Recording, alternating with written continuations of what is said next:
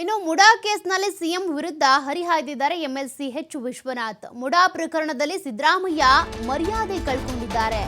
ಮೈಸೂರು ಜನ ಮನೆ ಕಟ್ಟೋದಕ್ಕೆ ಒಂದು ಸೈಟ್ ಕೊಡಪ್ಪ ಅಂದ್ರೆ ಇವ್ರ ಹತ್ರ ಇರೋದಿಲ್ಲ. ಸಿದ್ದರಾಮಯ್ಯ ಕಾಲದಲ್ಲಿ ಮೈಸೂರು ವಿಜಯನಗರ ಸಾಮ್ರಾಜ್ಯ ಆಗ್ಬಿಟ್ಟಿದೆ.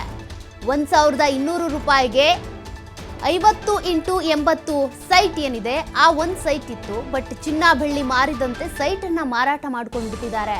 ಸಿದ್ದರಾಮಯ್ಯಗೆ ನಾಚಿಕೆ ಆಗಬೇಕು ಅಂತ ಎಚ್ ವಿಶ್ವನಾಥ್ ಅವರು ಸಿದ್ದರಾಮಯ್ಯ ಅವರನ್ನ ಲೇವಡಿ ಮಾಡಿ ಮಾತನಾಡಿದ್ದಾರೆ.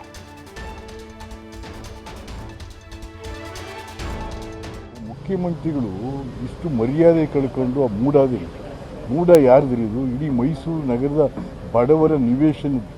ಒಬ್ಬ ಮನುಷ್ಯ ಏನು ಕೇಳ್ತಾನ್ರಿ?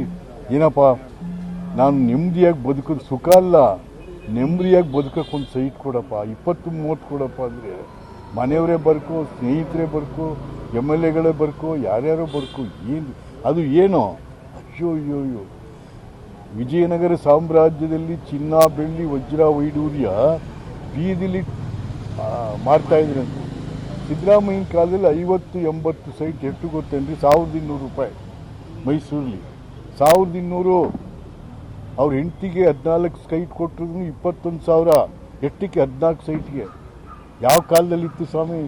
ಹಾಗಾಗಿ ಇವತ್ತು ಮೈಸೂರು ವಿಜಯನಗರ ಸಿದ್ದರಾಮಯ್ಯನ ಕಾಲದಲ್ಲಿ ನಾಚಿಕೆ ಆಗಬೇಕು.